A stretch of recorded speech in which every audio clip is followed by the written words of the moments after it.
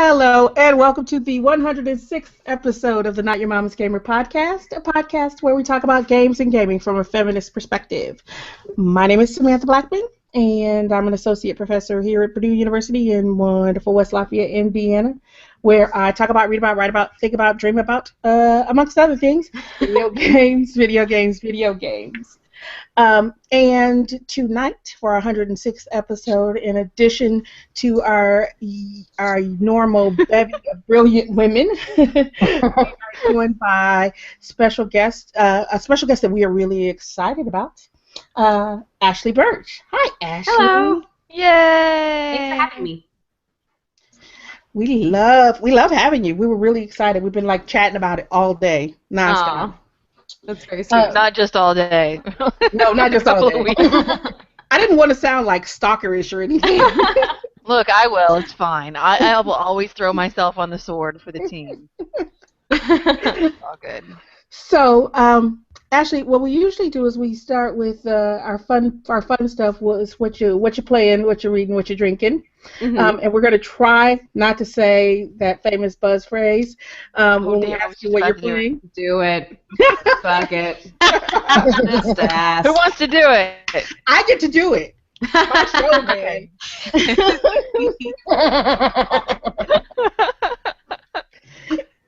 Even though, well, yeah, it's my show. I can do it. All right. So we'll start with you, Ash, because if it's okay to call you Ash, you prefer Ash or Ashley? Oh, I don't care. Whatever you prefer. We have another Ashley, so it's going to be real confusing for a while. Oh, yeah, that's right. Yep. Yeah, we got two Ashley. So we'll start with you, and we have to ask, hey, Ash, what you playing? I'm actually playing A Link Between Worlds. I haven't played it yet. So I'm playing it for the first time right now. Cool. Fun. Yeah. How far in are you? Not very. I just got the ability to merge into walls. Okay. And pick up small rocks. So All right. that's about as far as I am. I'm not very far.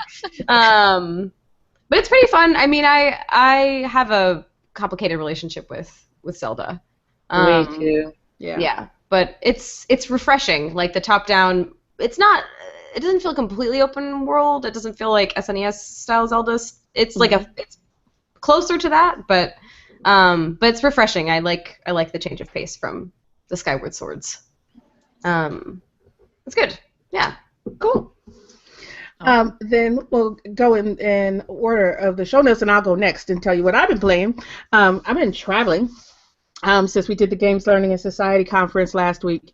So I had to play what was, portable for the most part. And this is like, usually I'm horrible, and when I go to games conferences, especially if I take my kid, I'll pack a console. I don't know, it's like I pack a console so I can play something at night.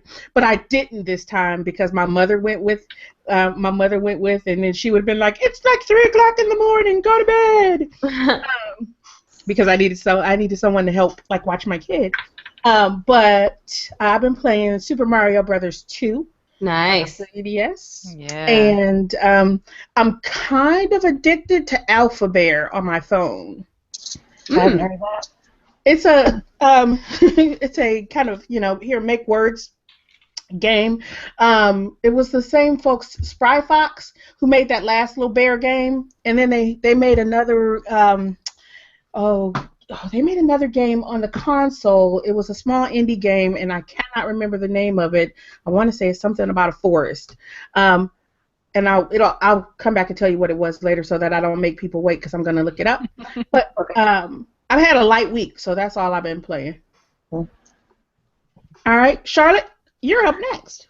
Actually, I haven't played anything since last week, which is sad. I actually haven't even built Legos because Burn the witch. I am moving, so I'm in the process of deassembling my Legos, which is like sad. Because you have like a whole Lego room. Yeah, so it's taking quite some time, and I can't move them because I'm afraid that I won't know how to. It'll be harder to just try to figure out what broke than just to put them back together. I played plenty, so Okay, well then you I got your back. I guess. Oh no, I wanted to hear about your Lego. Yeah. But if you want me to go, I got it. Well, Charlotte, and because I skipped intros when we go back and do intros because, like I said, I was a little excited. Not I was gonna fangirling say at all. something, and then I was like, Yeah, not we'll get around fangirling at to all. it. So should I introduce myself then? Is that what you're saying? No, we'll go back and do intros in a minute after we finish what you're playing. We'll backtrack. Okay. I'm done. I played nothing. I suck. So. We like you anyway. Yeah. What about you, Ashley? What you playing? The other Ashley? Ashley with an E. I have been playing Torin, which is a fantastic little indie game. It's about 2 hours long. It's from a little Brazilian independent company. Freaking gorgeous game. Reminds me a lot of like Ico, Shadow of the Colossus. It reminds me a lot of Neverending Story as well. Yeah, the character's name is even Moonchild, and I was like, yes. Really good stuff. I'm still playing Monument Valley on my iPhone because I'm obsessed, and it just helps calm me like no other game. And I started playing The Path, Sam, which is a weird-ass fever dream of a game. I told you that. It is weird. I don't understand what the hell is going on. I just wander around, encounter random things. I'm really not very observant either, so I just walk and don't encounter things for a long time. So, yeah, that's what I've been playing. Okay, so I got one question. How the hell are you playing Torin? Because it's beautiful and the music is awesome, but that is one broken-ass game. I'm really mechanically, it's broken. It is, and I'm more patient than you. Oh, well. It would Sam have has to be. no patience. No. Yeah, I think the soundtrack is so gorgeous, and like it gave me that experience. It was a similar experience to what Ico and Shadow of the Colossus gave me, which was a very unique, surrealistic world. Like it's just totally. I haven't played a game that gave me that experience in a while, and when I played it, I was like, oh my goodness, I love it. I love when she goes into the dream world, and the art is just beautiful. And also female protagonists, which is really cool. I do fall off the ledge a lot. I'm not gonna lie, I had a really hard time with the last battle. But I make do. I don't know. It's not the worst game I've played in terms of bad mechanics. So, it's not good mechanics, but I tolerate it because it's so beautiful elsewhere with the story and the girl protagonist and the soundtrack and the art. There's so many things that are really working well for me, and if they can get the mechanics getting better, then I think they're going to make some great games in the future. That's what I was waiting for. I was waiting for them to patch it. So I'm probably only about half an hour or 45 minutes away from the end, but yeah, I couldn't even tolerate that much more of it. So I was like, I'm gonna wait and see if they patch it and see what happens. The adult version of her reminds me of Princess Mononoke. She has that look about her with like the face paint and the I don't know. It looks like she's wearing a headdress, but I actually think it's just her hair, maybe. Yeah, I think it's just her hair.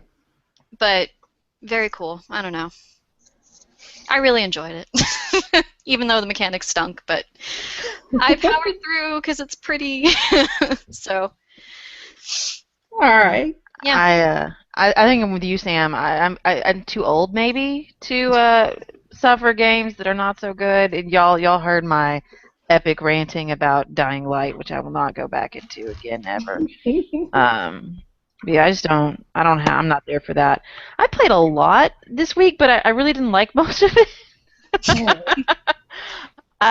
I think I finished Fallout Shelter, as in I'm done with it. I'm not entertained anymore. I'm bored now, so I'm like, whatever.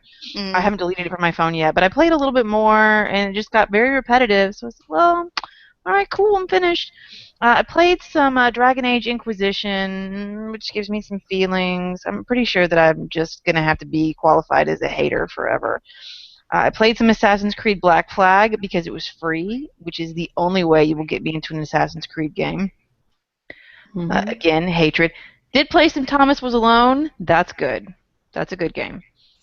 And I played some Elder Scrolls Online again. And, here's the thing about the Elder Scrolls Online. It's neat. It should be great. The storyline I was in was all about fighting racists. I'm like, I should be down with this, but I have no motivation in that game to accomplish anything. It's the most boring shit I've ever had in my console.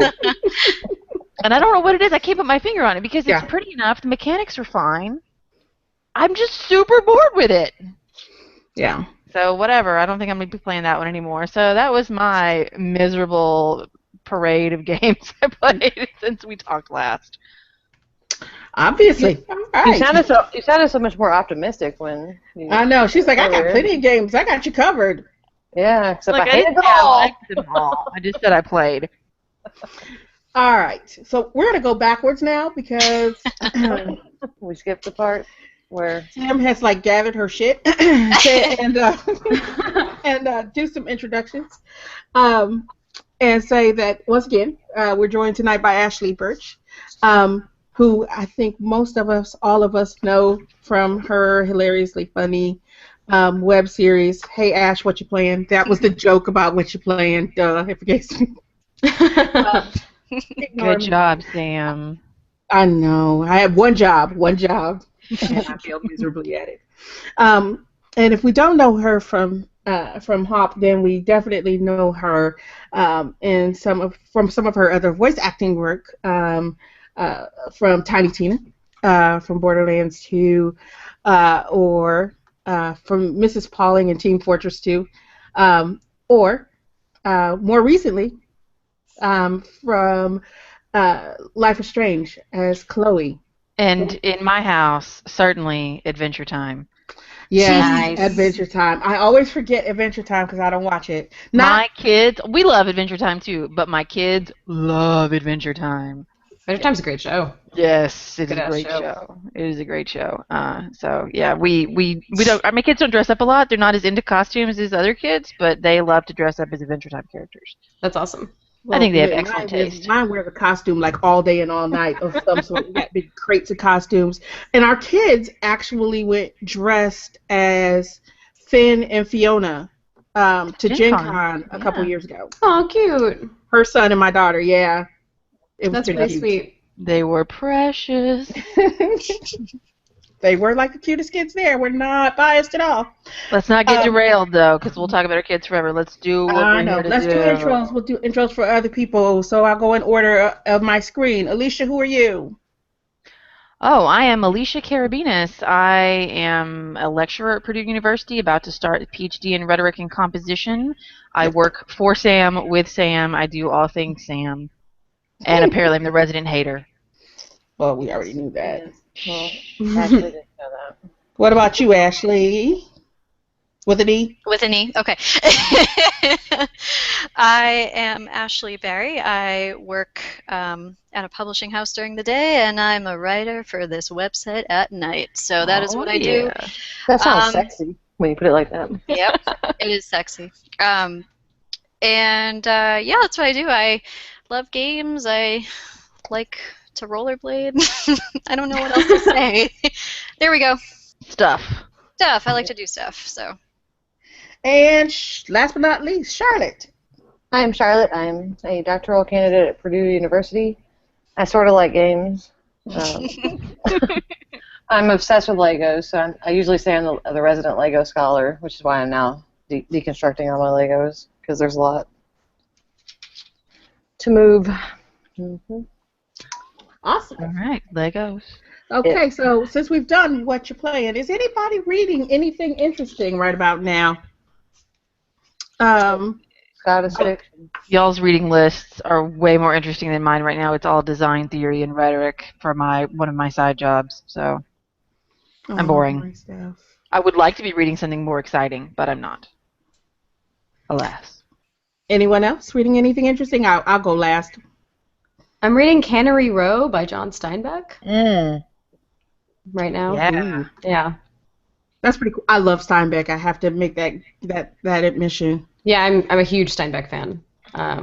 Yeah, so I'm just kind of trying to work my way through some of his stuff. So I started Cannery Row recently, so I'm not that far in it, but yeah, I'm a huge. So I won't tell you the end. Yeah, don't tell me the You end. gotta take breaks for happy things though. After you gotta do some Steinbeck, and then you gotta do some happy things. I'm really not like pacing my reading well in that way. The last thing I read before this was The Bluest Eye, I think. Oh yeah. Try not to bury yourself under blankets. Woo! Yeah. Yeah. I'm just alternating between Zelda and Cannery Row and just feeling happy and then like I'll never be Not. happy again and then happy and then I'll never be happy again. Because I'm a masochist apparently. You're among friends here. Definitely. Speaking of masochists, Ashley, what are you reading? Thanks. I am reading. So I'm on a nerdy Lovecast, or actually it's called Lovecraft podcast. So I am actually reading up a story, Dream Quest of Unknown Kadath, for the podcast this weekend. It's really fun. So learning about Cthulhu and all the wiggly-faced gods that is in Lovecraft. So very interesting. It's the first time I started reading Lovecraft stuff at 27 years old. So I feel really behind in the times, and it's very much the writings of a madman in the best way. Well, that happened. Yeah. Charlotte, what are you reading, darling? I'm reading Scottish fiction again because everybody I know is in Ireland right now. So, Everybody has been in Ireland this year. What's the deal? there's a conference. There's a conference TikTok there is right in Ireland right now, and I'm very nostalgic and upset a little bit that I'm not there. So I'm reading Scottish fiction to make up for it.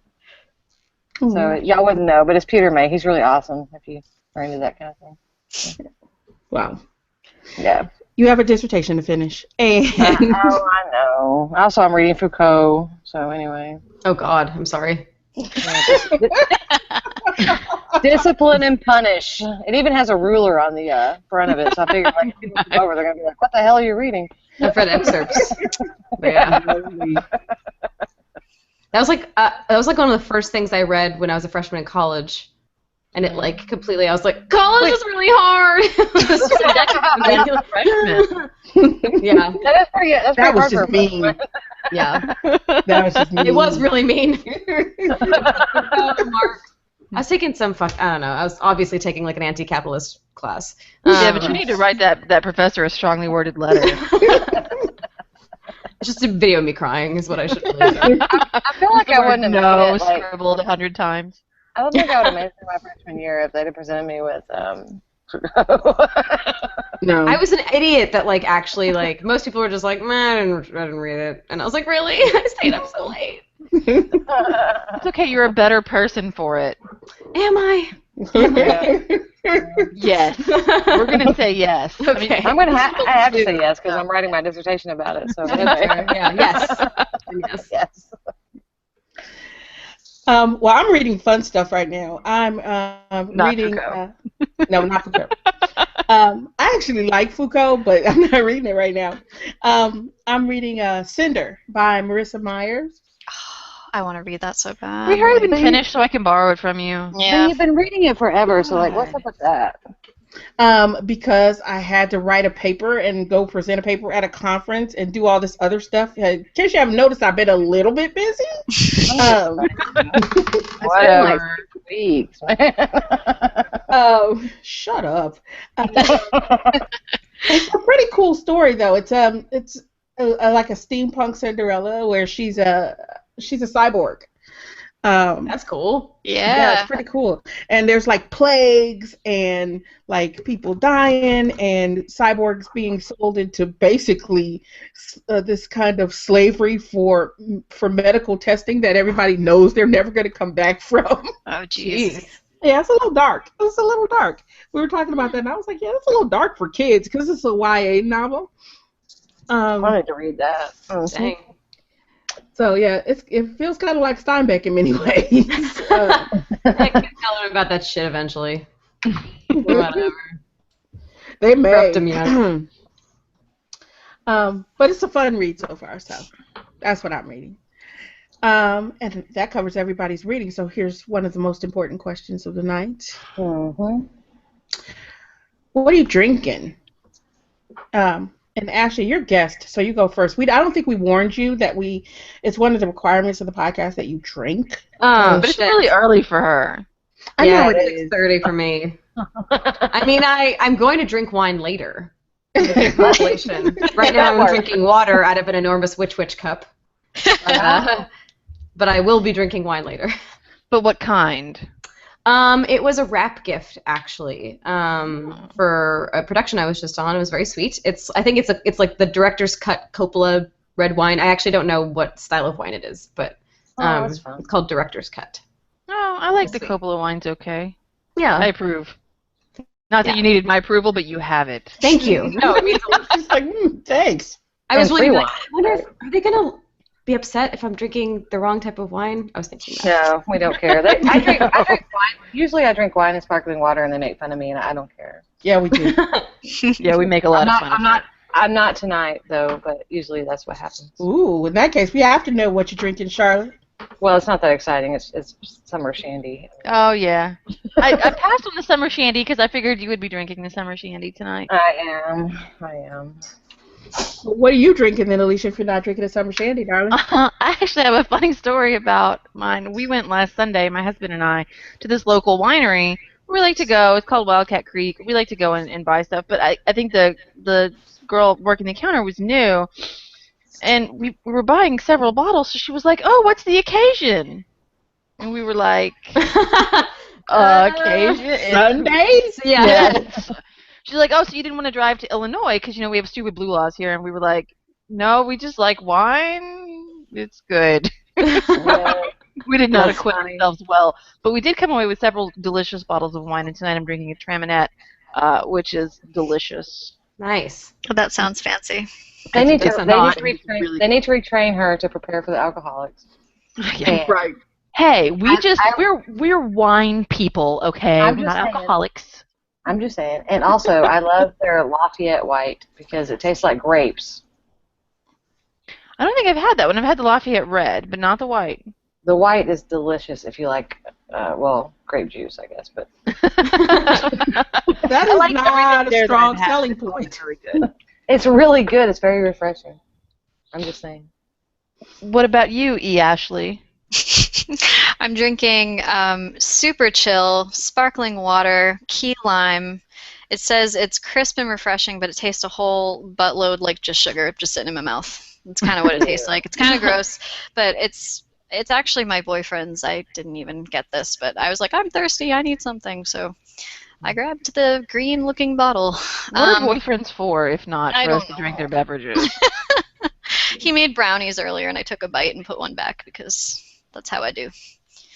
Wow. That's pretty wrong. He'll eat the rest. It's fine. He eats my fragments, so.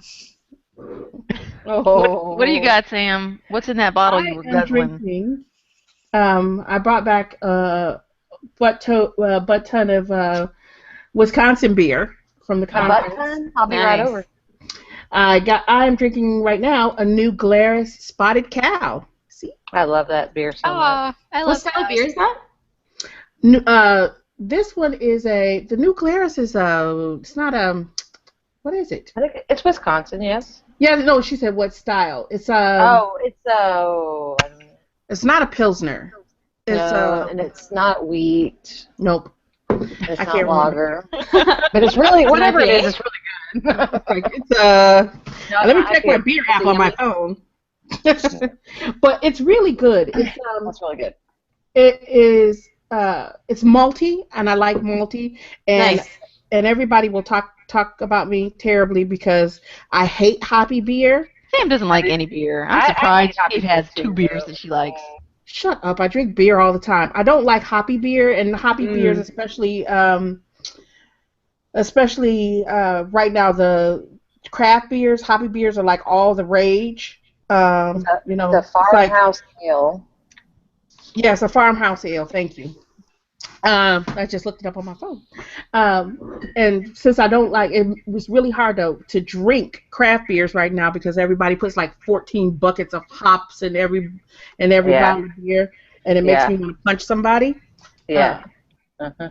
But this, and then the Totally Naked was another one I brought a case home by the Yeah, same that was good. brewery. I think that was their lager, right? Yeah, that's their lager. I'll be That's over really good. tomorrow.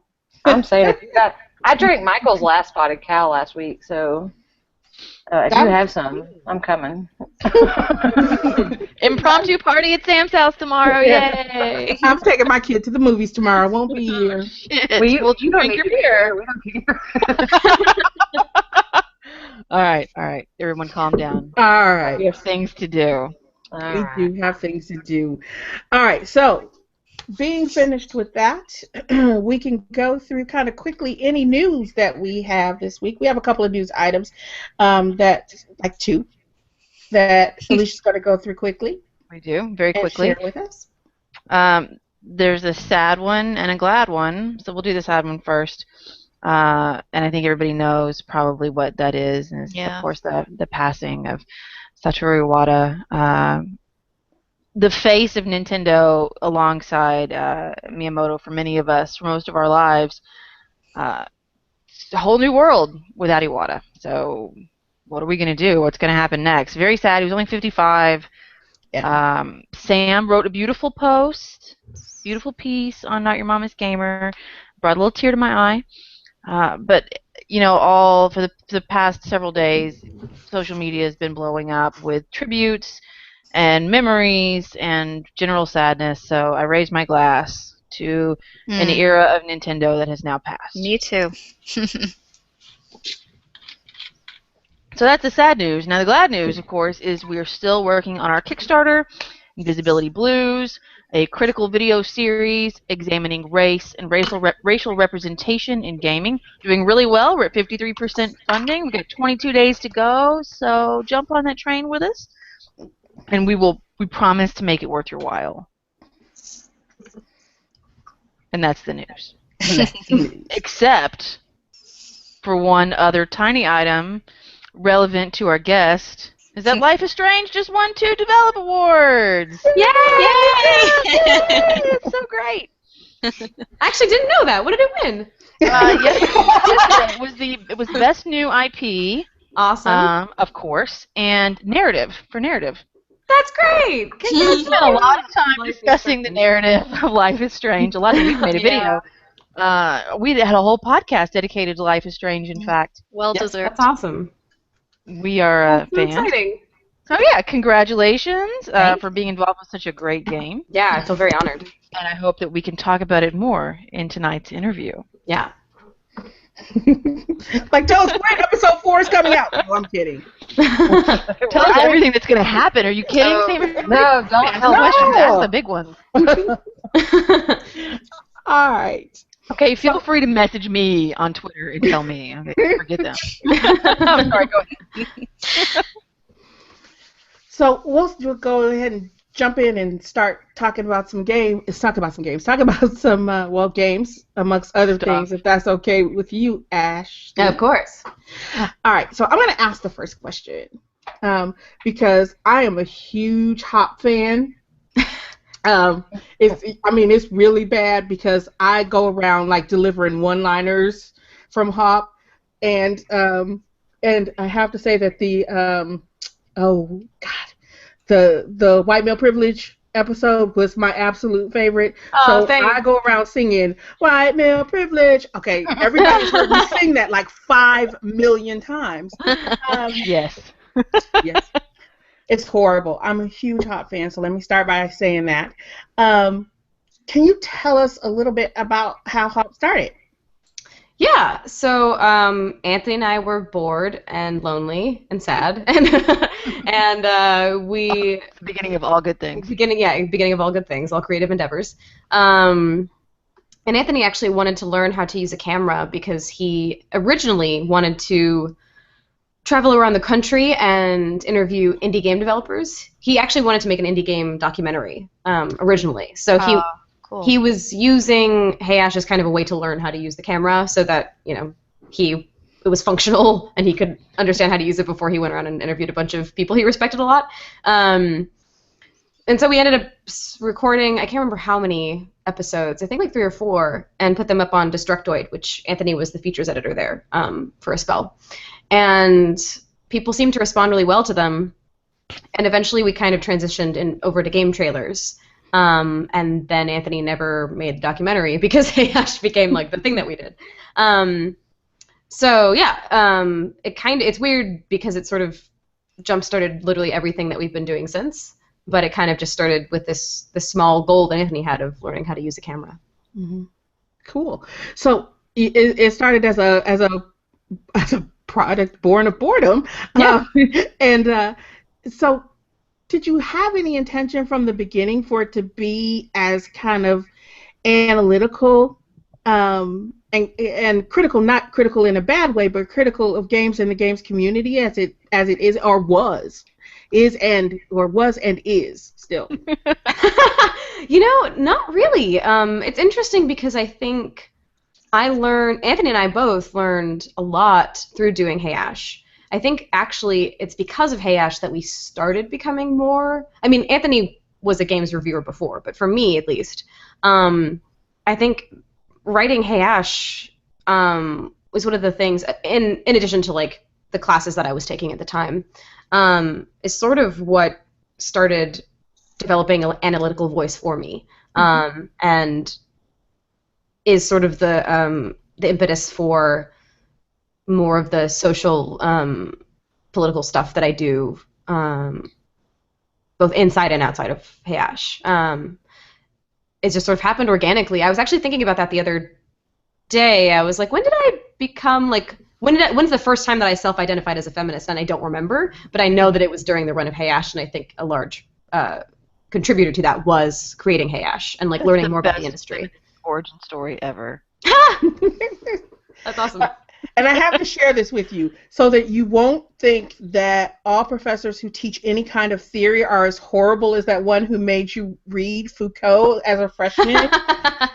I have actually used episodes of Hey Ash in game studies courses, especially especially in undergraduate courses, as an introduction to get them started thinking kind of theoretically about games and the games community, and then I spring the heavy stuff on them, right? That's awesome. She's also used it in grad classes, though. I'm just saying. I have used it in grad classes. Don't tell on me. Dang, Charlotte. No, that's how I found out about it, though. Yeah. So. Wow. Jeez. Golly Spreading the gosh. gospel. I don't know what to say. That's really neat. Really, the thing that you can take away from this is that Purdue is a great school and everybody should come and hang out with us. That's awesome. That's true. Purdue gave me back my love of Legos. In fact, actually, Sam did that. Yeah, you can blame. She blames me for that. Yeah, well, I do blame you because it's expensive as hell. We started talking about Legos and feminism in a gender and technology class, and Charlotte was like, "Hey, Legos," and then it was all over. Yeah. Yeah. What Hey Ash episodes did you show, if I can ask? I'm curious. I've shown a lot of them. The one this is horrible. Well, it's not horrible. Of course, I've shown the white male privilege one. I have shown, Charlotte, you can also tell which ones I've shown in classes with you. I've shown the one where it talks about representation of women, where we get to role switch. Let's see, which other ones have I shown? A lot of them. Good God, I can't even tell you how many I've shown now. Because it's horrible. Because sometimes, especially if it's like a 3-hour class, we'll start with one, and I'm like, okay, let's watch this one. And then we kind of gotta watch this one. So like an hour later, I'm like, okay, now let's talk about what we read for today. So yeah, it's been a blast. Awesome. I mean, you got 4 whole seasons of just kind of like. Because I'm horrible and I'm easily sidetracked. So once we start watching them and I'm laughing, I'm like, yeah, fuck that book. Let's read this. Let's watch this instead. That's awesome. And yet learning still happens, just, But yeah, learning does still happen. Yeah, obviously, because we've got a couple of people that have actually written dissertations on game studies that they had to learn something or they wouldn't have been able to write a whole fucking book about it, right? So, we'll see. So, Tell us, Ash, what's next for Hop? So we just launched our Patreon for season 5, and it actually started. We released an episode. It was Gone Home. We released that last week, I think. Was the first one of season 5, and it's just going to keep releasing bi-weekly until we run out of episodes. Regardless of whether or not you contribute to the Patreon, they'll be free to view on YouTube. Awesome. Yeah, and we're every week that there's not a Hey Ash episode, there will be a podcast coming out. So there's Hey Ash stuff every week until season 5 is finished. So we're gonna just keep doing it, I guess. Probably the same level that we have been. The Patreon's doing really well, which we're super grateful for. Thank you to everyone that has donated. Yeah, we're still doing it. We just keep doing it. And we will definitely put a link to the Patreon in the show notes. Thank you.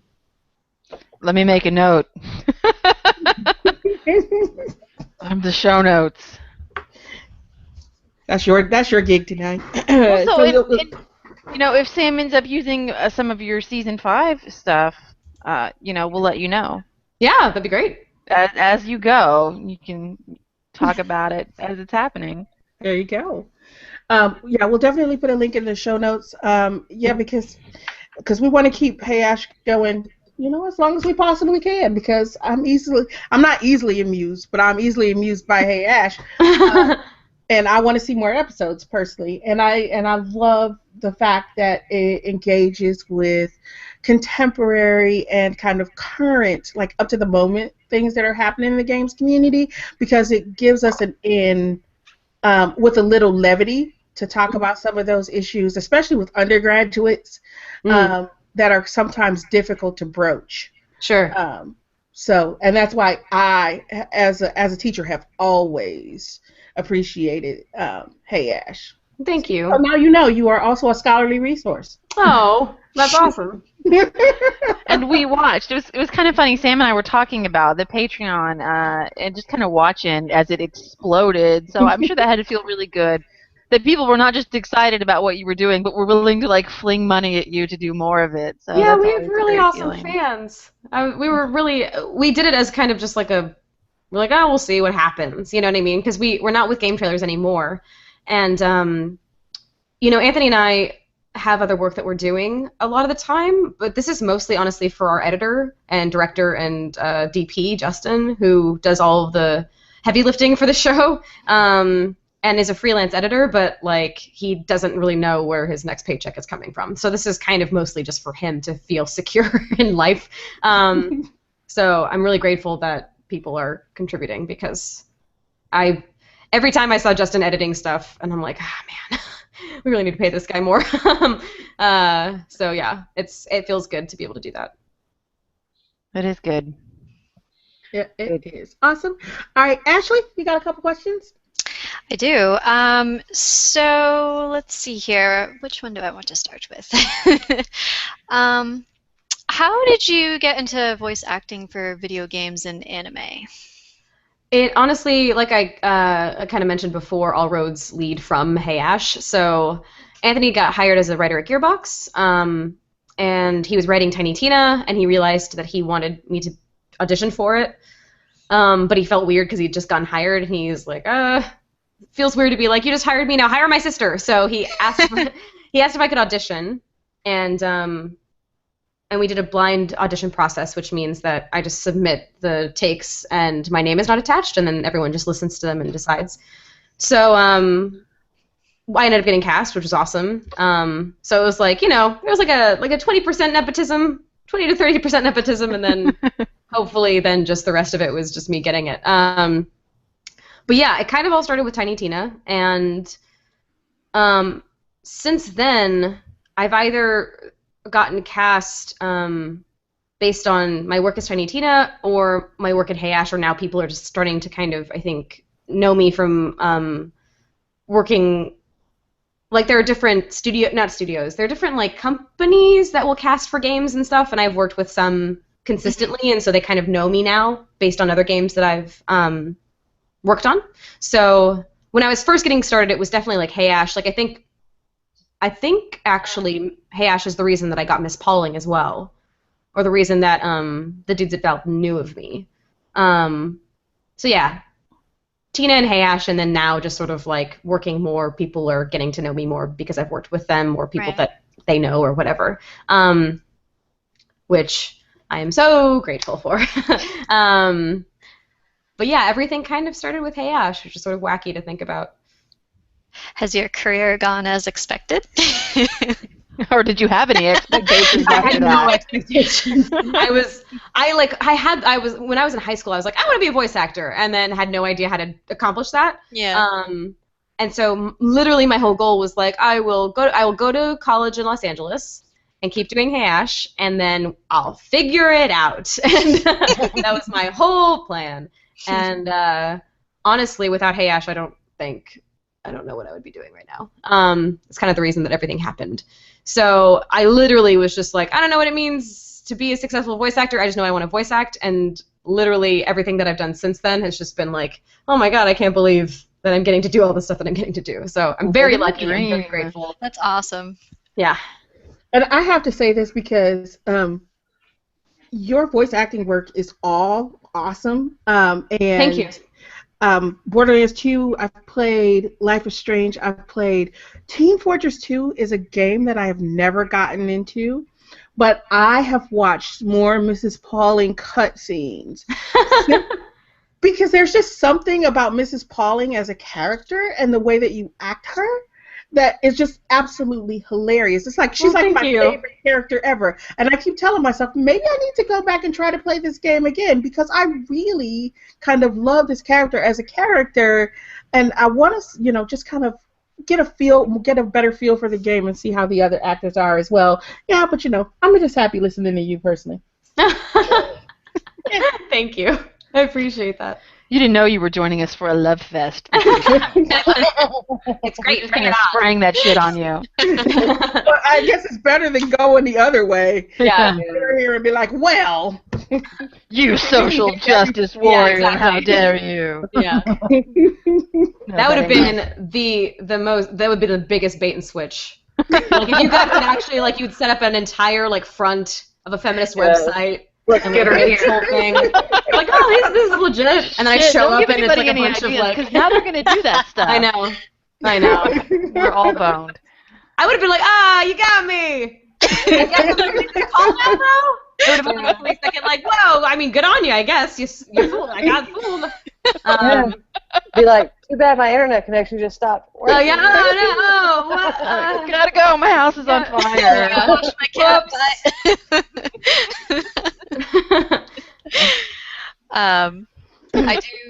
I do have a few more questions for you. Go for it. I was curious, what has your experience been like working for Cartoon Network? It's been great. I really love writing for Adventure Time. It's a small writing team, and the way that animation, at least for Adventure Time, works, I'm not sure about other shows, but the writer's room will write script outlines, and then the storyboarders will take specific episodes and they write all the dialogue. So all of the really awesome voice. I mean, we write some dialogue in our outlines, but I don't come up with any of the really fun mathematical, that kind of stuff, or what the cram, any of those things. I love that shit. They're the best. The awesome Adventure Time isms. But yeah, we write script outlines, which are equally as fun. They're so fun to write. It's funny because it's literally just you're writing fan fiction. Because I had a test period for 2 weeks, and I came in. I was just trying to think of a bunch of episode ideas coming into the first session.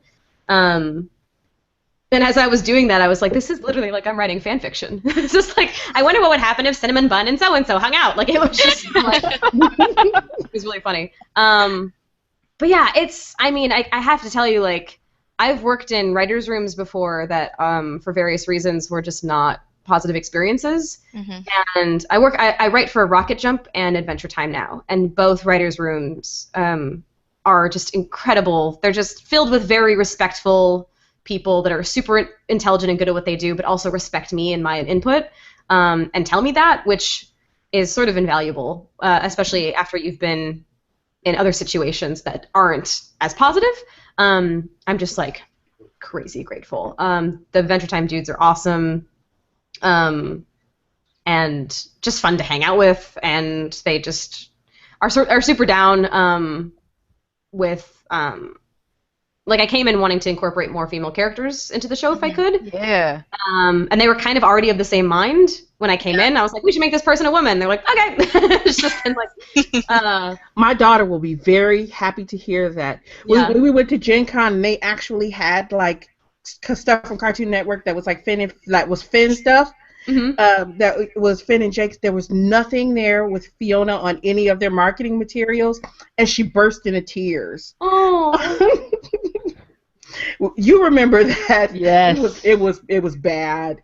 So yeah, it's great that there are going to be more, that you're working on getting more female characters in there, because there are little girls out there who really love Adventure Time. Oh yeah. And there are older girls who really love Adventure Time. Yeah. Yeah, I mean, and you can tell also even just like, I mean, the way,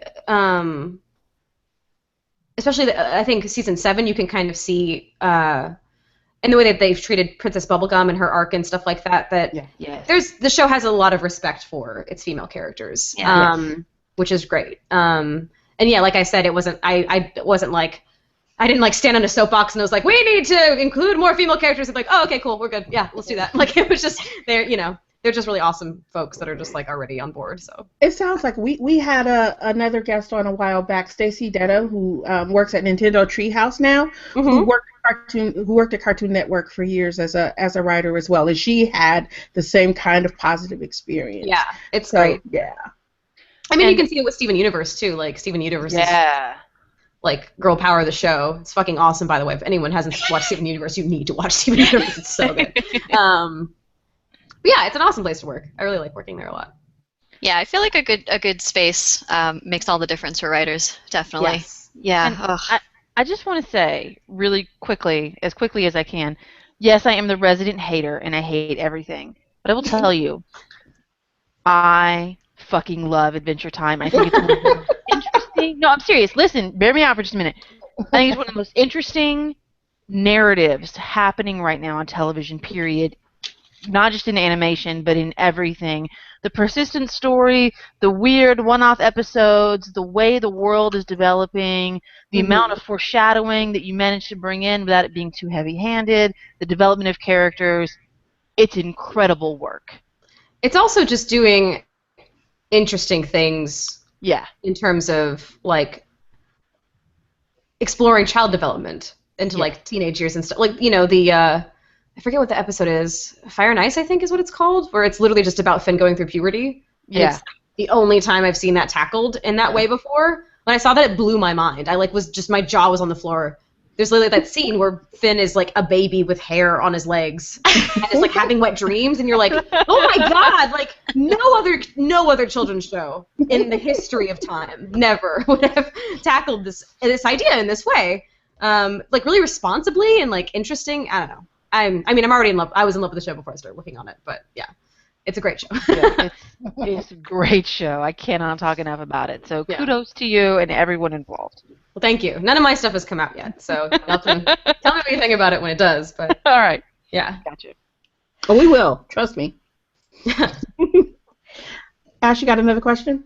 Yes. So jumping off of the writer and writing kind of thing. What do you like to write about in your off time? And I know we kind of talked about, you talked about what you're reading now, but what are some of your favorite books as well? Let's see. That's always a hard question. That is really hard. It is. I mean, I'm a huge Steinbeck geek, so yeah. Grapes of Wrath is one of them. But I mean, in my off time, I mostly just like to write. I like to write, or I'm trying to write more high concept genre stories with female leads. Thank you, Jesus Christ. I'm trying to find interesting not archetypes, but just different interesting, I guess, art, because within certain like genres tend to have certain archetypes, right? Yeah, like, absolutely. Sci-fi, fantasies, whatever, and just sort of playing with what does a female character in this archetype that you don't see them, and usually, what sort of results does that yield? What is my voice for that type of character? That sort of thing. Which is funny. I mostly consume. I mean, I don't really write like novels or anything. I mostly write, for any of my work, I write scripts predominantly. So a lot of the stuff that influences me is like TV and video games and stuff. And the stuff that I read actually tends to be a lot less genre specific. It's a lot more. I mean, like I love Douglas Adams. Yay! Yeah, so I'll read a bunch of Douglas Adams, but like I recently read The Spy Who Came in from the Cold. It's an awesome book. Like I said, yeah, I read The Bluest Eye before I started reading Cannery Row. And then I just was reading a bunch of nonfiction stuff. So the Consider the Lobster and Other Essays is like one of my favorite. Oh man, it's so good. I love that one. Yeah. History. It's so good. It's so good. Like I tried it. I need to I just need to commit to Infinite Jest. Infinite Jest was a bit like, woo, like it's a task. And I understand, as I understand it, you need to read it multiple times to even like fully appreciate it. But Consider the Lobster and Other Essays is just the perfect It's just perfect. It's just there's a whole wave of us who teach Consider the Lobster. Really, yeah. Well, most of us do. I think it gets spread around, and we keep bringing incredible. in new. Yeah, it's a great piece for teaching in class. Yes. Yeah, and Dave Foster Wallace is just his way of articulating complex subjects, complex ideas is real. Like he, this is getting kind of dark. Like when people talk about suicide and how people can get angry at people that commit suicide, and like there's this sort of like shame and demonization of that act. Obviously, it's terribly tragic. But like the sort of shame that's put on people to do it, and then his description of what it feels like to be compelled to suicide or to be depressed to the degree that you could commit suicide, I like send that to people now that just have that, like, don't understand, like they have a depressed friend or they have a whatever, and it's like, well, this is the best way I've ever seen this described. His essentially, just to distill it down in far less eloquent terms, he says it's like being in a burning building, and you either like are just getting burned by the flames, which is your depression, or you jump out the window. So it's he just has this way of describing ideas, and I don't know. He's just brilliant. He's just genius. So yeah, you should read, if you haven't read Consider the Lobster. It is well worth your time. It's fantastic.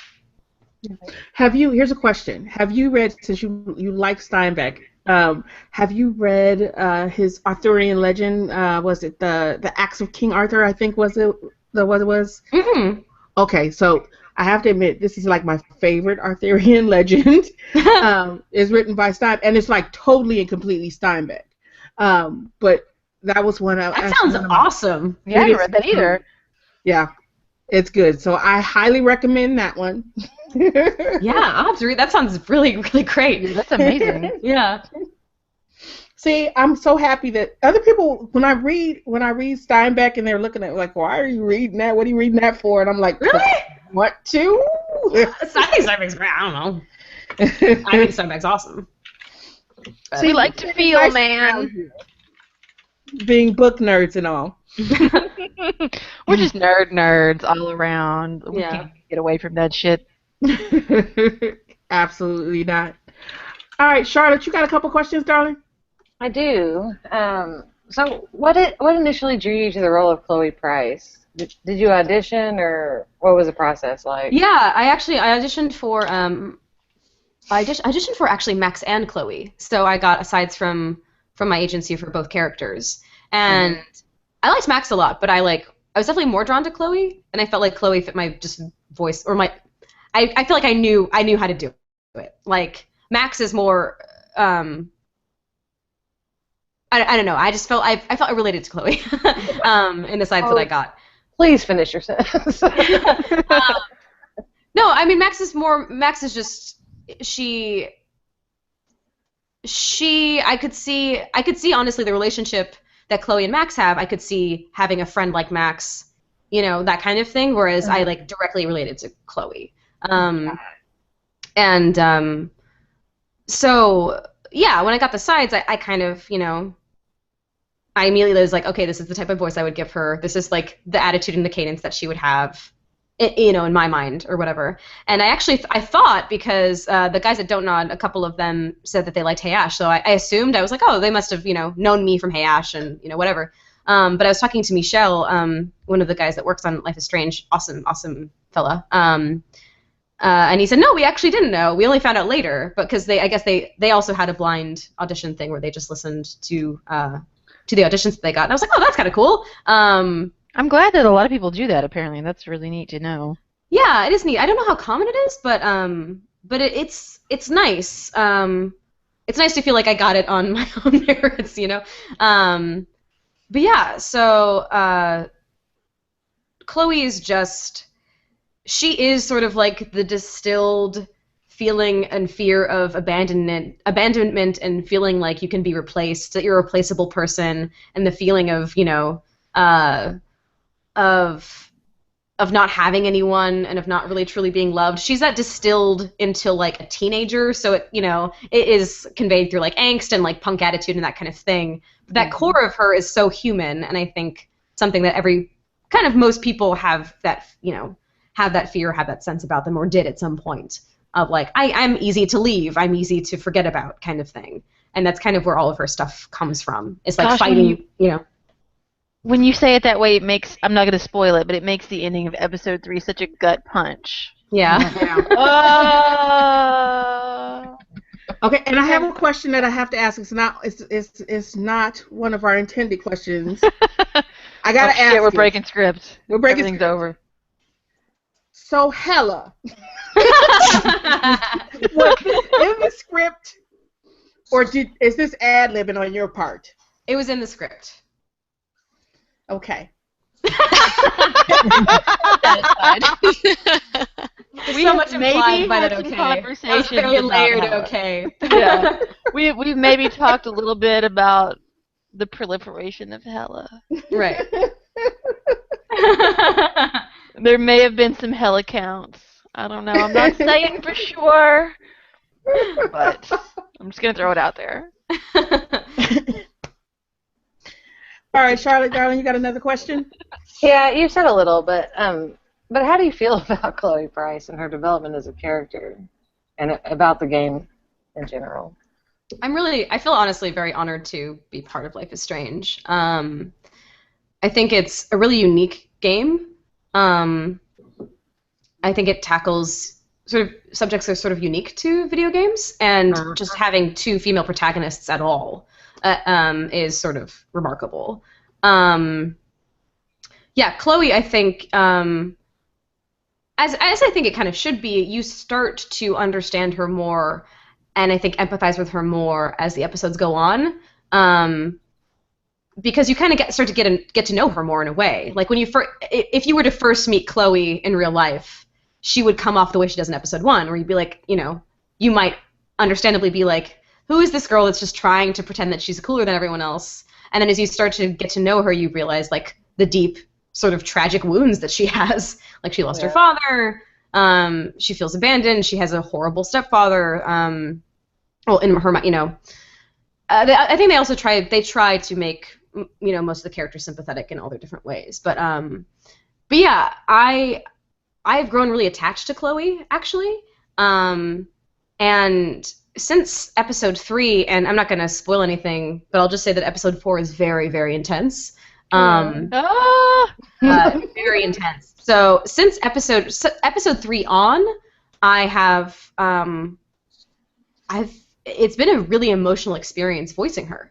I love doing it. It's honestly, it's an interesting challenge, and I feel like I feel really proud of the work that I did with Chloe. And I leave every session now just like, just like really like, okay, like, she forces me to have to tap into a lot of raw stuff, and which I actually really love. Like, I love that she forces me to do that. And I think the progression of the series in general has been kind of remarkable, and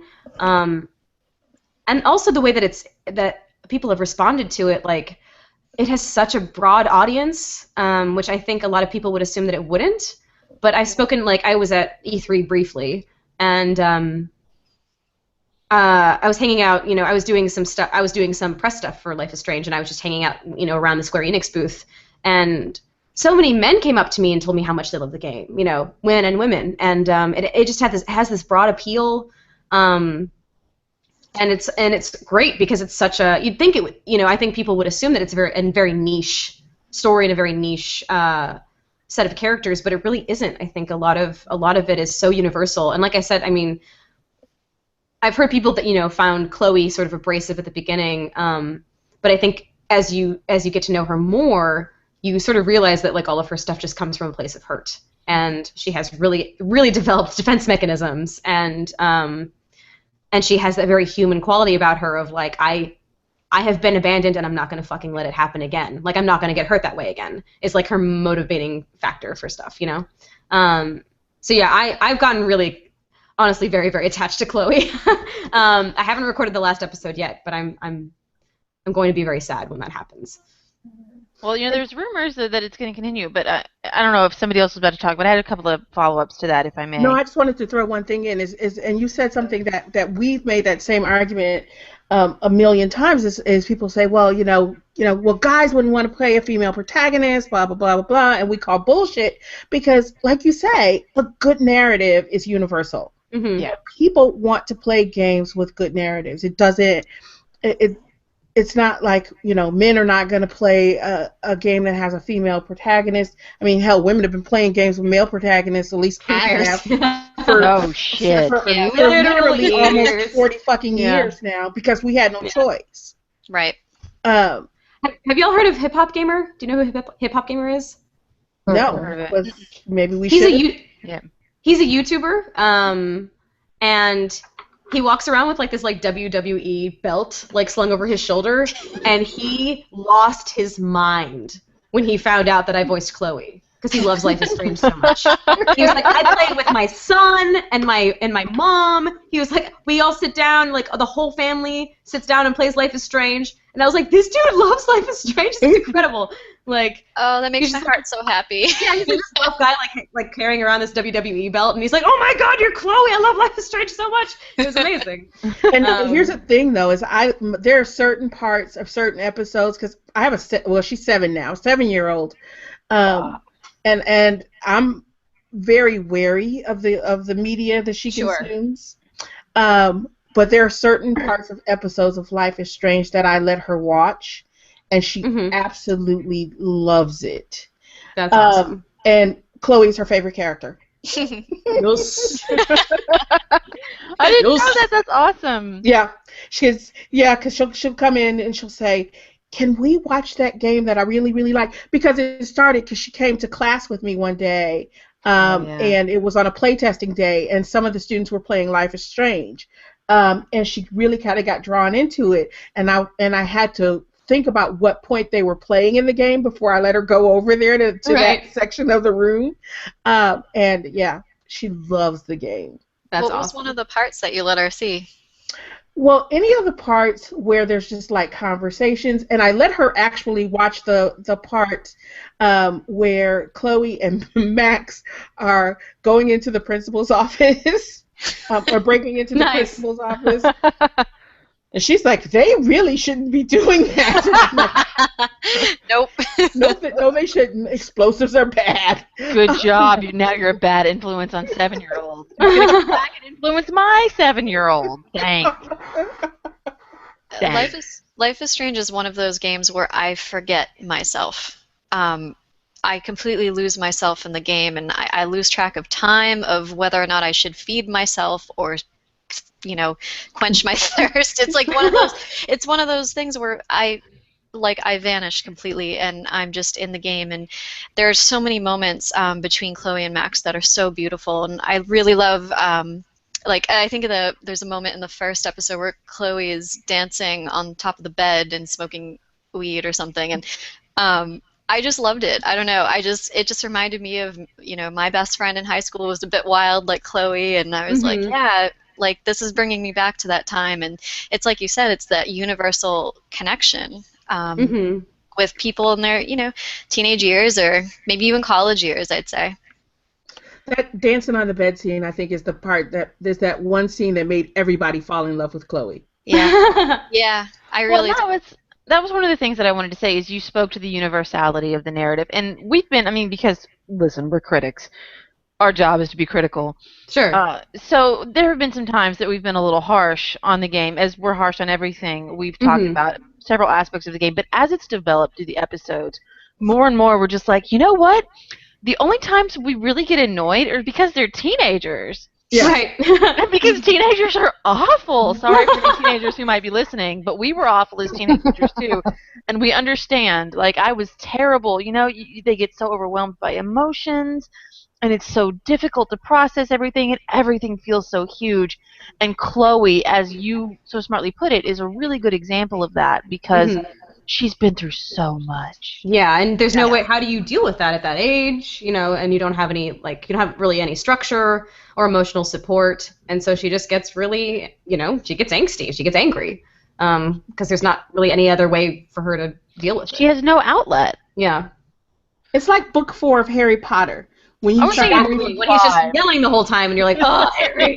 Exactly. And you're like, wait, this is exactly what I'm supposed to feel. Yeah, he's a teenager. Yeah, exactly. But the other thing I wanted to say is, speaking to the wide appeal of Life is Strange, I think part of it, obviously the narrative, the characters, the development, even the gameplay has a lot to do with it. But I think we've yearned for a game like this where our actions actually had some impact. And we don't see it a lot. I mean, look at the Telltale games. They're great games, but they're pretty much going to happen the way they happen. I was playing through, most of us played through, I think, episode 2 while we were streaming. Yeah. And that was an experience. To have other people with you who had experienced a different ending.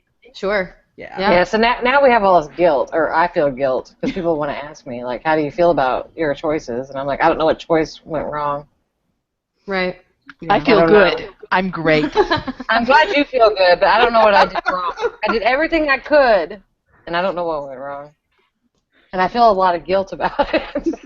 I mean, you get really emotionally into it. You're there in that moment, and I really like too that Don't Nod has put all of the resources and content around the game, like websites for people to go to and talk about issues. That's really cool. Yeah. That's so awesome. Please feel free to pass along that we love them for that. Absolutely. Yeah, they're really awesome, responsible, cool people, I think. I like them a lot. They're good folk. When we interact with them on Twitter occasionally, they always seem really nice. Yeah, they're really, really sweet. They're really great guys. I saw them this year at PAX East, and I'm from Boston, and somebody in the audience dressed up as Max Caulfield, and they thought that was the coolest thing. They nerded out so hard, and it was a bunch of these, because it was a bunch of these grown men, giant beards. I think one of them had tattoos or something, and she even had, like, the old school camera as well that she pulled out of her purse. And like, seeing their reactions and their love for this story and this project, and it was amazing. It was awesome just to see a bunch of grown men, like, just fangirl over over Max, which was great. All right, Alicia, you got some questions, darling? I do. I have to give my friend a shout out in this question because my friend Jason, who I've known for, I don't know, over a decade, he was so excited when he heard you were going to be on our podcast that I think he may have actually peed himself. And now I've said it to everyone. Sorry, Jason. I'm sure you didn't actually pee. Maybe. Maybe a little bit. But he asked me to ask you a form of this question. So you have a lot of characters that you voice who have some very iconic lines, moments, phrases, right? So we were curious about whether or not that ever actually bleeds into your own speech, and Jason's example was, what he wanted to know is, do you ever feel the need to yell, "Burn all the babies"? I don't do that one, unfortunately. I feel like I really should incorporate that into my daily speech more. Maybe someday. Maybe someday. I have noticed that when I get nervous in a video game, I will do the running, I'm running over here. I do that, but in my normal voice. And that's a Tiny Tina line. So if I'm getting chased, or I'm, like, trying to, like, hide from gunfire, or, whatever it happens to be in a game, I find myself doing that. I'm like, God damn it, Ashley, that's so stupid. Don't quote yourself. What? Like, I get so, like, feel so weird about it. But it just happens really involuntarily sometimes. But that's the main one. I'm trying to think if there's other stuff. I hope you haven't started saying a lot of Hellas. I do say hella sometimes. I think that's more because of my Northern California friends, though, than Chloe. Right. Although Chloe probably helped cement it. But my two good girlfriends are from Northern California, and they say hella a lot. So it's worked its way into my speech. Right. But yeah, it's mostly when I'm playing. Be okay with your hellas. scary video games, I quote Tina. That's hilarious. Yeah. Well, my kind of follow-up to that is, and you talked about this a little bit earlier when you discussed, or I think you did maybe, when you discussed writing for Adventure Time, but we didn't really go into it. When you're doing voice work, when you watch others doing voice work, and this is just kind of a question I'm curious about, is there much chance for ad-libbing? I mean, if so, does it depend on like the project and the cast and the approach? Right. Do you get to bring a lot of yourself to the table? How's that work? It's totally dependent on the project, I think. Because sometimes, I mean, like, for example, if you're doing anything commercial, there's no ad-libbing allowed because they are very specific about like brand and like all that kind of stuff. They want like a specific thing. And then sometimes, like, I've done some animation projects where they just kind of want you to stick to the script for various reasons, which is never a problem. But then there are usually some specific directors, like for example, my brother Anthony, who wrote Borderlands 2, was one of the directors also for the voice recording, and he liked it when people ad-libbed. So Damian Clark, who plays Handsome Jack, a lot of his lines are ad-libbed. Nice. So his pretzel's like, these pretzels suck. That's just something Damien said. That's great. Which is awesome. Yeah, Damien's hilarious. And I think, I don't know, I can't remember, honestly, what of Tina's lines were ad-libbed. I know that, like, I made up all the songs on the spot. Usually Anthony would just be like, sometimes I would just, not like the words, but he would just, like, write a thing, and then sometimes I would sing-song it, or he would say, like, Ash makes a song out of this, in parentheses, and then I would just do it. It was like the closest, I think. Things I sing most of my daily actions. I really appreciate that, and I'm glad that you made it famous. It's very natural, you know. You just kind of have to do it. But that's probably the closest I got to ad-libbing with Tina. But I know some projects are totally fine with it. Some prefer you not to, just for certain reasons. Or they'll ask you to give options. So, like, if you do one with an ad lib or you change the line or whatever, they might ask you to do it again, just so they have an option with, the what's as written. But yeah, I mean, most voice directors are so chill and awesome. They'll, it's just sort of like you kind of just feel it. I usually tend to stick to the script unless I feel like the most I actually ad lib is if I'm doing a dramatic scene and I feel like adding or taking away a word or two will get me more in the space that I need to be in. Mm. But sometimes I'll ad-lib if I think of something funny, which is not that often because it's very boring. No way. Liar. Okay, everybody raise your hand if suddenly you want to run away and become a voice actor. I know. Shit. For video games. We chose wrong. I would be younger so I can run away and do games in a non-scholarly way. Oh, well, I guess somebody's got to do it, right? Somebody's got to be an evil social justice warrior. Social justice warriors. Coming for your vidya. Coming for your vidya. All right. All right. Switch gears. We will. And so, Ashley with an E, you have a question, darling. Yes. So this is kind of being steered in a totally different direction, but I've been having a lot of issues with anxiety lately, and I know you've spoken about it before. Mm-hmm. So, would you mind talking a bit about that? Like, do you ever use games as a way to cope with your anxiety? Yeah, I mean, when I was a kid, so I've had anxiety since I can remember, pretty much, probably since I was like 10. So when I was 10, it was getting really bad.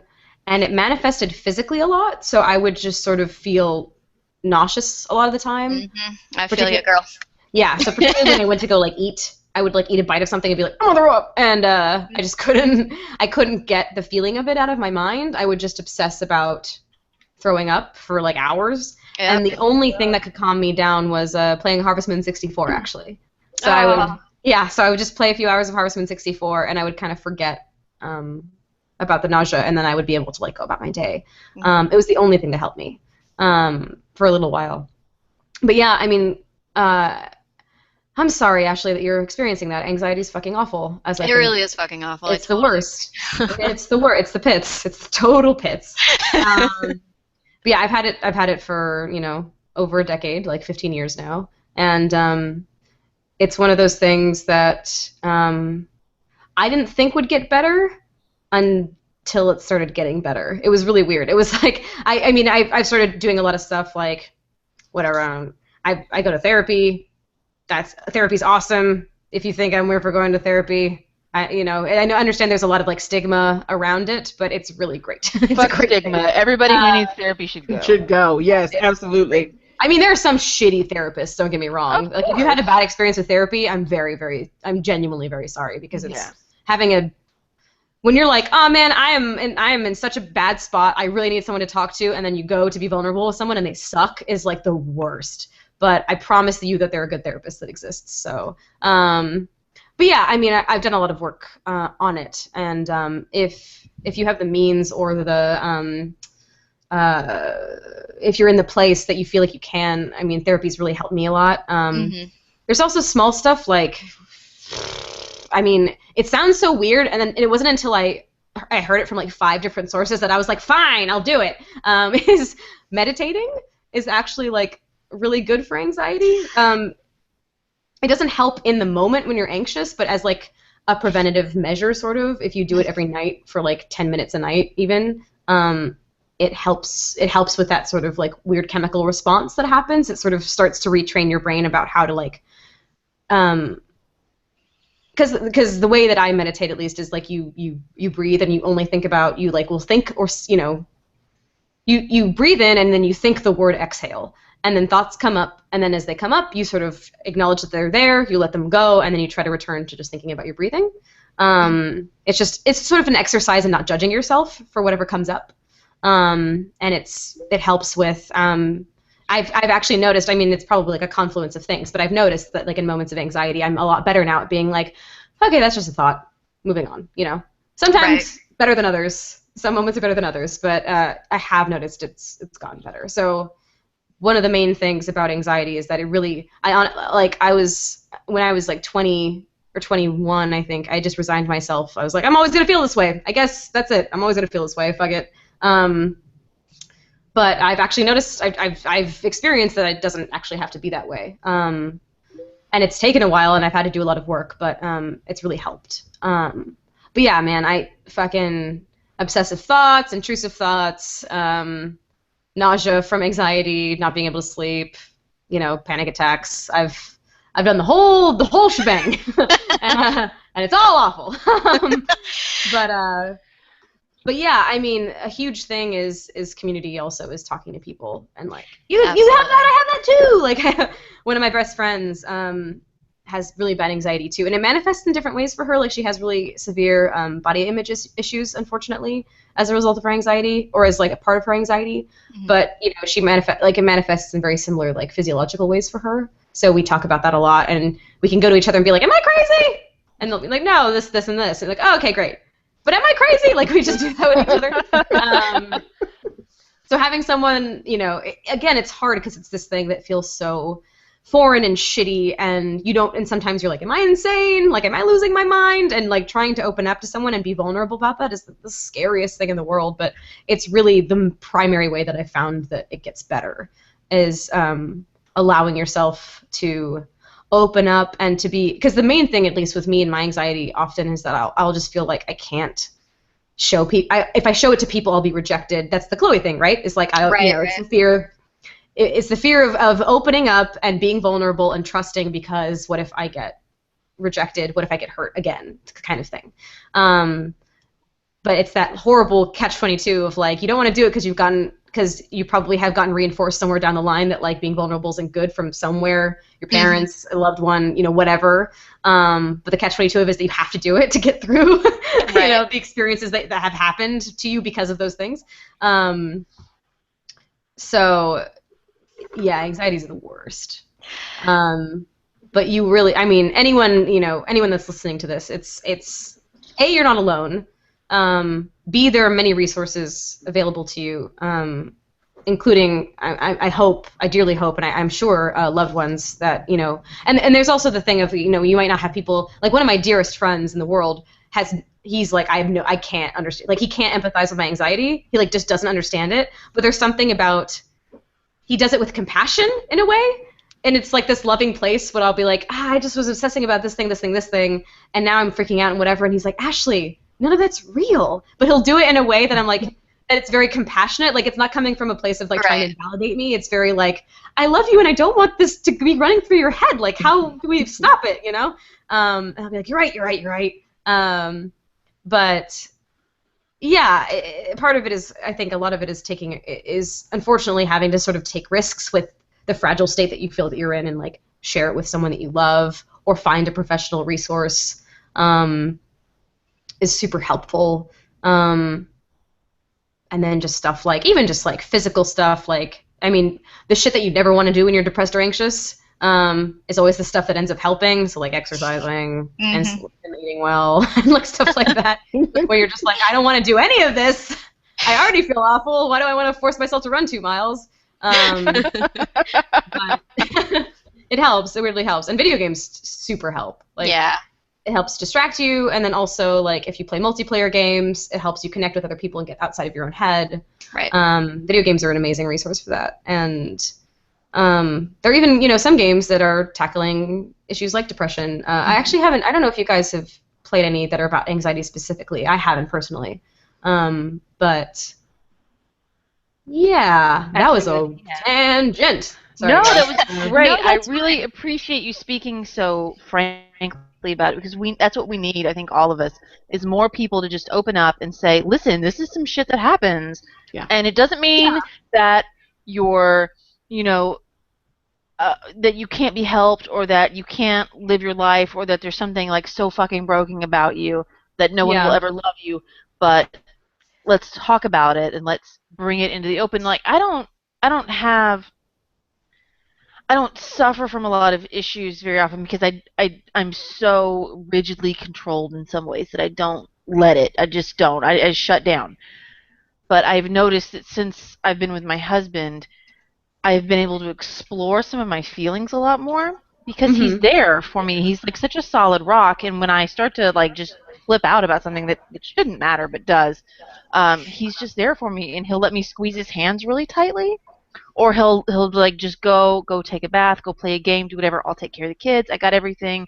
You go handle what's going on. And it's such a relief, like, to be able to let go and let yourself feel what you're feeling, and so you can deal with it.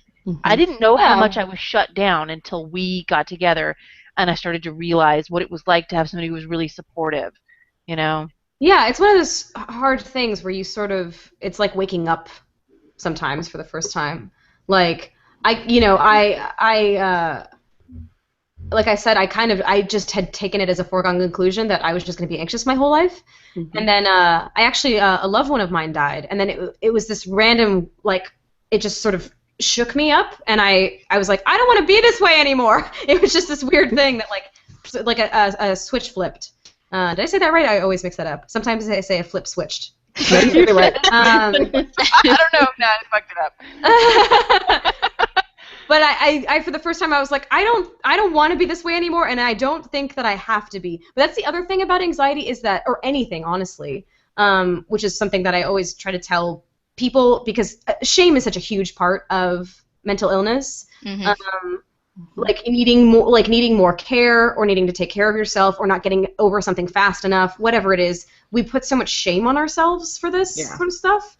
And there is this sort of thing of like, well, you know, it's a choice. It's a choice to feel this way or to not feel this way or whatever. And when people say like stuff like that, it's just like, oh, it's not a choice. Like, if I could choose to switch it off, I would.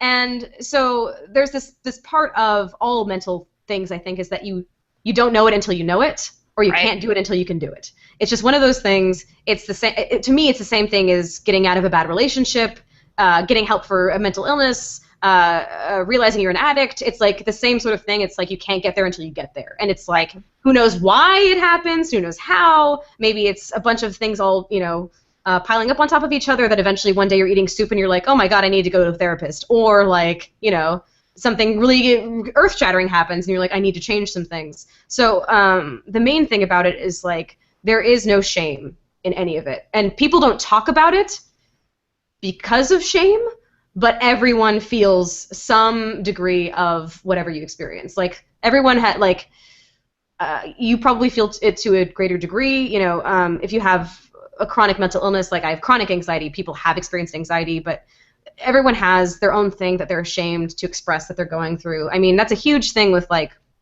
this is kind of a side tangent, but like, one of the first talks I did at GDC with one of my colleagues, Rosalind, was about she does a lot of work with boys, and we did a talk about masculinity and toxic masculinity. And so much of masculinity is like, don't share your feelings, because that's not masculine.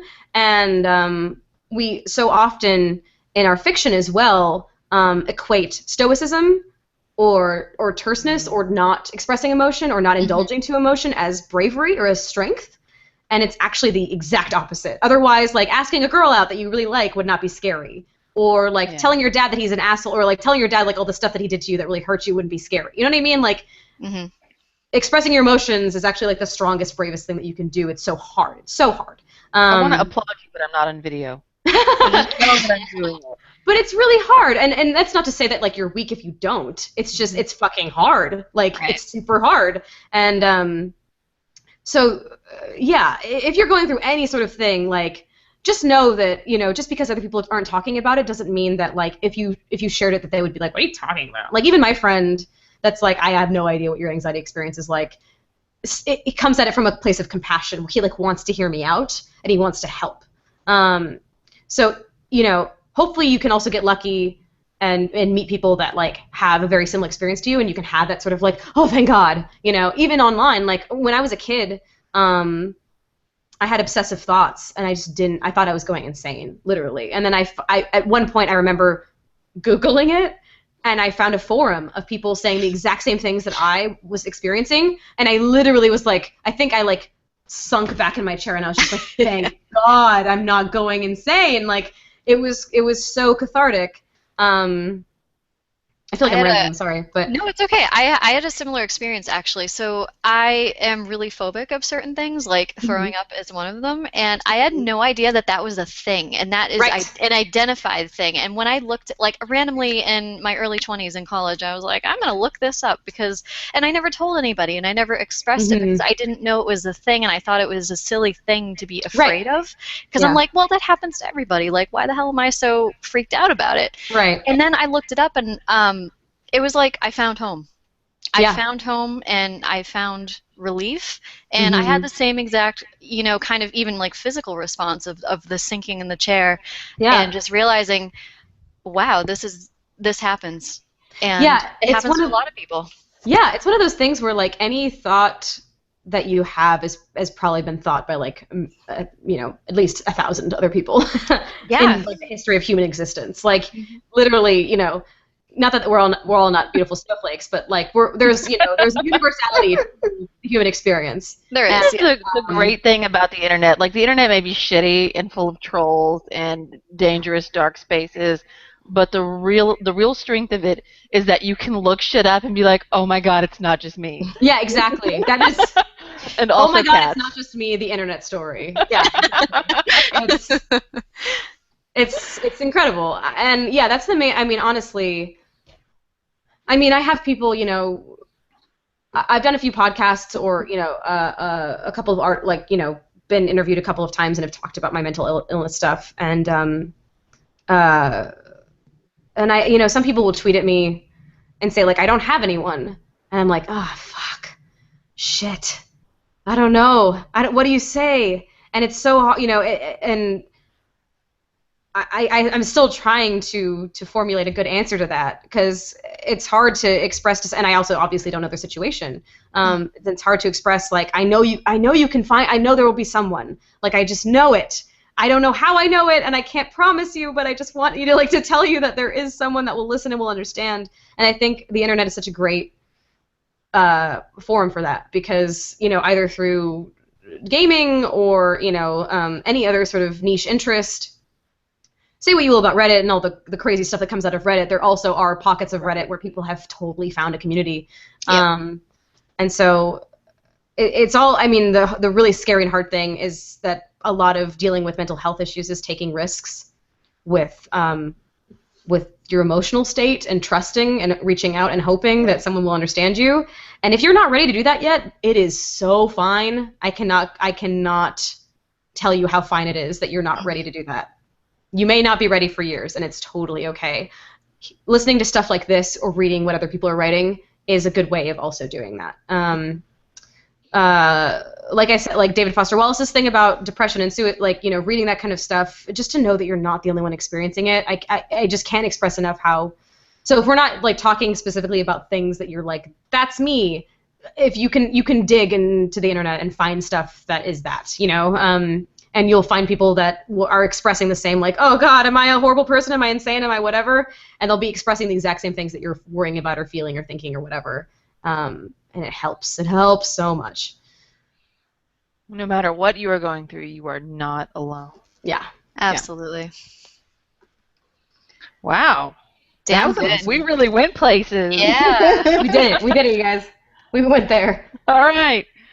So here's a question for you. Oh, That's shit. not really a question. No. You're like, uh-oh, what's Sam going to do? No.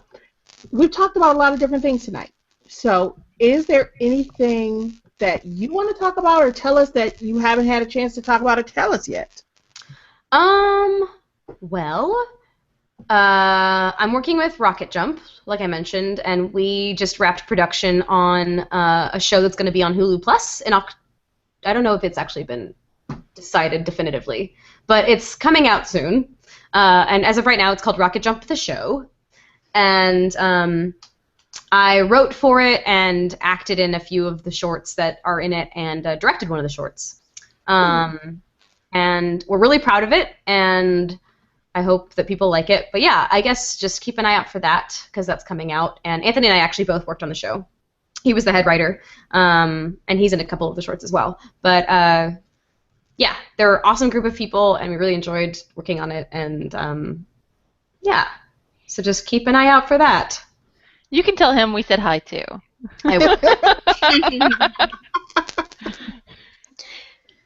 Absolutely.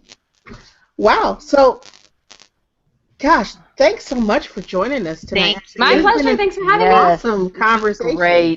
Great conversation. And you are, pretty cool. And coming from a hater, Thank you. coming from the resident hater, that's high praise. No, you're fucking awesome. Thank Never you. let anybody tell you anything different. Thank you. And you can come back and join us anytime you want. Thank you so much. No you guys shit. are awesome. Thank you very much. So we just have almost nothing left to do to finish up for the night. So if you want to stick around for a minute or two, you can. If not, we totally and completely understand, because you have wine to get to. Because it's now. Yeah, I gotta eat some food and drink some wine. Actually, that's on the docket. Priorities. Yeah. But thanks so much for having me, you guys. Really, it was my pleasure. Thanks so much for Thank joining you. us. Thank Yeah. you. And we'll try to keep in touch. Yeah, absolutely. Take care, all. Bye. Bye. All right. All right. That was an awesome conversation. Thanks, E. Ashley. I know. Problem. I'm really glad that we can make that happen. Mhm. So we'll just run down a couple of other quick things and get ready to wrap up. Charlotte, do we have any deals for broadcast gamers this week? Well, actually, all I have is the non-deal that happened yesterday. The Amazon Prime Better Than Black Friday. Oh, Lordy. Yeah, that was horrible. It was really bad. My experience, of course, I'm looking for Lego, right? So they had a Technic set at 3 p.m. our time yesterday. So I'm there. I'm like, I want to see how cheap it is. I knew it wasn't going to be good, but I gotta try. I gotta check it out, right? And so 3 o'clock comes. I'm ready to hit, add to cart. And I did, and it was within seconds. The wait list was full, but it was only a 20% discount, which was not gonna be a set I was gonna buy anyway, because it wasn't one I was in love with, so it didn't matter. But Yes, they took quite a beating on Twitter yesterday. Yeah, man, it was rough. Prime Day was a bust. But speaking of deals for broke-ass gamers, or rather, deals for broke-ass people who want to get into game development, the Yes. current Humble Bundle is a Yes, yeah. big fucking deal. Lots of tools for people who want to get into making games. Go check that out for sure. Yes, I meant to mention that to y'all the other day, but I figured you knew. So, Of course we know. It's our jobs to know. Yay. Yeah, definitely something to check out if you are at all interested in making your own games. Or if you just want to see what it's like to make games. It's always a lot of fun to play around with those kinds of tools. And not only do they have like the actual tools for making the games, but they also have a lot of DLC that gives you special skins and enemies and backgrounds and such. So there's a whole lot of stuff there. It's for a like really less than good 20 bundle. bucks. Yeah, it's a really good bundle. I think right now it's like for if you pay $12 or more and you get like everything. So not one to miss. And one thing I want to throw in, the games that I was talking about earlier from Spry Fox, who did Alpha Bear, they did Triple Town. Do you remember Triple Town? We had to match up 3 little bears, and they made, or match up like 3 little houses, and they made castles, and castles became blah, blah, blah. And you had to do it before the bears took over. Anyway, I was addicted to that one, too. And the game that was out for the consoles was Road Not Taken, which was a lot like Triple Town, but had wizards, and you had to go out and rescue children who had wandered out into the forest and were going to be eaten by a grue or some such madness. Look, I don't know. I've stopped listening to you because you're just really talking. I drank all that wine. But I'm going to say this. I've heard so many fucking people talking about Alpha Bear that I'm downloading that shit right now. I'm like, what? Like, I'm not listening to you talking anymore. about console games, and I was like, look, I'm not trying to spend that kind of money, but I will go download Alpha Bear right now because everybody that I know has been posting about Alpha Bear all over social media, and I'm like, shit, why am I not playing this? You need to be playing Alpha Bear. I'm doing it right now. Okay. All right. But I wasn't trying to be rude. I just had a lot of wine. So I'm an I was asshole like, damn. All right. So, thank you for joining us for the 106th episode of the Not Your Mama's Gamer podcast, where Alicia had a whole lot of wine and just like went off on me for no apparent reason. I did not. I was just downloading Alpha Bear. Ah. I love you. You're my favorite. Check out the show notes for links to the projects that Ashley Birch was talking about, as well as the link to the Patreon for Hey Ash, What You Playing, which is now in its 5th season. And if you haven't seen, for some strange reason, Hey Ash, What You Playing, you got 4 seasons of comic gold to go back and look at, because that shit is hilarious. Get in on that. Get in on that.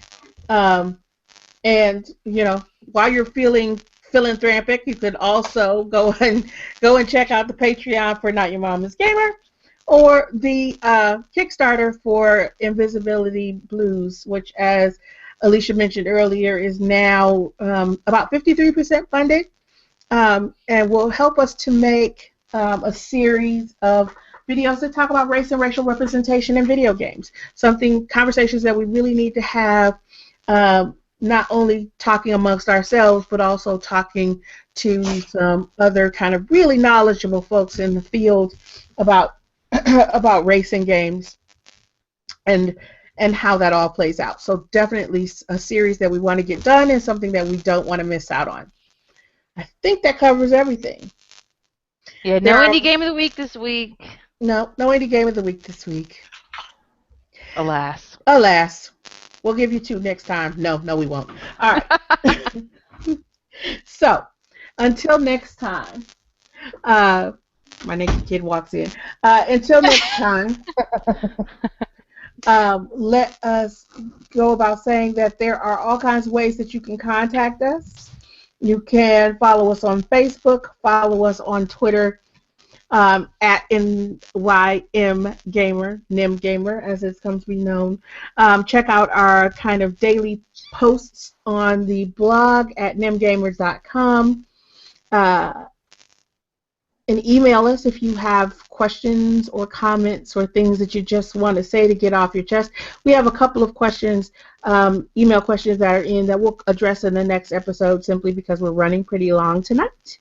But you can find our blog at nymgamer.com, and you can email us at nymgamer@gmail.com. I think that's about it. Oh, and Tumblr, if Tumblr's your thing, nymgamer.tumblr.com. So all until the places, all the things. All the places, all the things. So until our next episode, which is episode 107, where we have another great interview coming up. Actually, our episode 107 is with Dr. Kashana Gray from Eastern Kentucky University and the Critical Games Lab there. And she's a brilliant woman, has lots of interesting things to say, promises to be a fun conversation. So until next time, stay cool, stay dry, and as always, my friends, game on. Game Game on. on.